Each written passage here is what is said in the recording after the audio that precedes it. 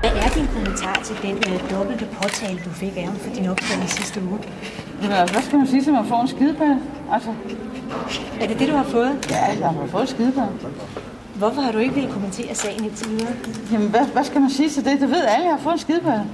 Er det noget, der har fået dig til at overveje din fremtidige stilling som minister? Jamen, jeg modtager de skideballer, jeg får, ikke? Og så prøver jeg jo, som jeg har sagt til Kristi Dagblad, så må jeg jo stadig prøve, om jeg skal holde kæft, men så siger jeg jo, at jeg er den tavse minister, ikke? Altså, det er jo lidt sjovt, at i det ene øjeblik siger jeg, at jeg er den tavse minister, og så bliver jeg sur over det. Og når jeg så siger noget, så får I det vendt, så jeg har sagt noget forkert, ikke? Kan du prøve at forklare, hvad du i morges, der bliver du spurgt, om du vil give et interview, og så forstår jeg, at du siger ja til TV2 News-journalisten, ikke? Og så siger du så alligevel ikke noget. Kan du prøve at forklare, hvad der der er ikke noget, jeg siger ja, jeg har slet ikke sagt noget til ham. Men Birthe Røn, for at blive ved sagens substans, men du stillede dig op, ligesom der var et interview. Hvad siger du til, det er sådan lidt overraskende. Må man ikke det? Det må man godt, men det virker. Hør du, jeg stiller mig ikke op. Jeg sidder og venter pænt uden for Europaudvalget. Ja, men det Og så faktisk... kommer der en journalist og stiller en mikrofon op i mit hoved, og så er jeg ved at sige noget til ham og smiler venligt til ham. Men det er tidlig morges, Birthe Røn Hornbech, der møder du min TV2-kollega Lasse Sjørslev kl. 7, og han stiller dig venlige spørgsmål, og du vælger en holdning, hvor du bare ikke svarer på de spørgsmål, han stiller. Og det virker meget mærkeligt på tv-serierne. Kan du forstå, at det kan have den virkning? Nej, det kan jeg faktisk ikke. Du siger, at du har fået en skideballe. Har du også fået besked på, at nu skal du snakke med pressen? Jamen, det er der ikke nogen, der kan pålægge mig. Men hvis vi så bliver ved den kritik for... Altså, jeg har hørt statsministeren på et tidspunkt sige, at han synes, det kunne være velgørende, hvis jeg engang imellem tager stille. Og det har du så gjort. Nu snakker du. Hvad siger du til, at han går ind og påtaler de to sådan ret principielle ting, du har været ude i her i sidste uge? Er det noget, der kan få dig til at overveje, om det er holdbart stadigvæk? Jamen, hør, jeg kan jo ikke bare... Jeg kan jo kun sige, at han har givet mig en skideballe. Og så må jeg jo spørge ham om resten, ikke? Men jeg vil gerne spørge dig, om du har overvejet, om du vil blive som integrationsminister på den baggrund. Jamen, det har jeg hele tiden sagt. Det er helt op til statsministeren. Men du bliver i hvert fald, så længe du kan. Altså, statsministeren gav, og statsministeren tager.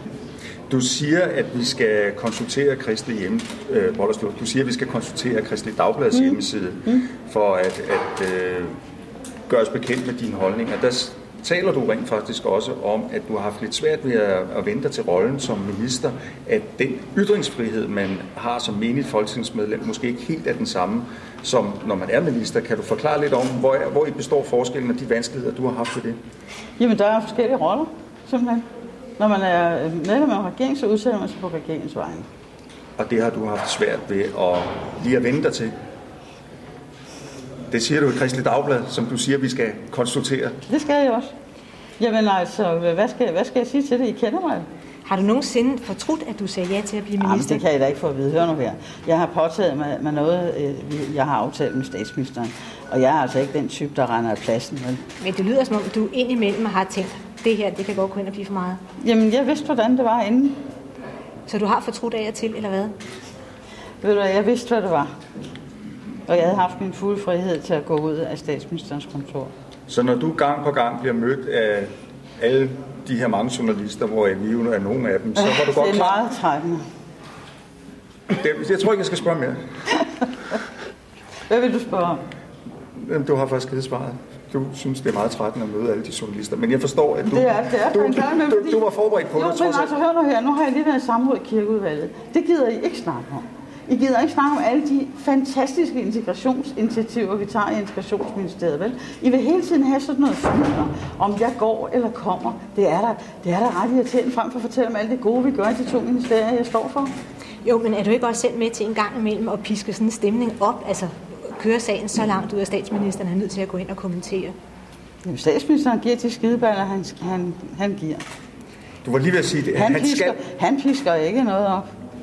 Men er du ikke med til selv at tvinge ham derud, hvor han er nødt til at gribe ind, når du vælger for eksempel ikke at ville kommentere en sag? Altså, det ved jeg ikke, hvad du tænker på.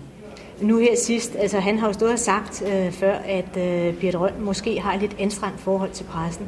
Har du et lidt anstrengt forhold, som du skulle arbejde på? Har vi et anstrengt forhold? Jamen, har du et anstrengt forhold generelt, synes du, til pressen? Jamen, det ved jeg ikke. Det må I jo afgøre. Men du har i hvert fald ikke på noget tidspunkt under alt det her haft lyst til at gå som minister? Nå, hør nu her. Det er statsministeren, der afgør det. Men du har dog også noget at skulle have sagt, kan jeg sige. Jamen, jeg har da ikke plads, når jeg først har påtaget mig noget.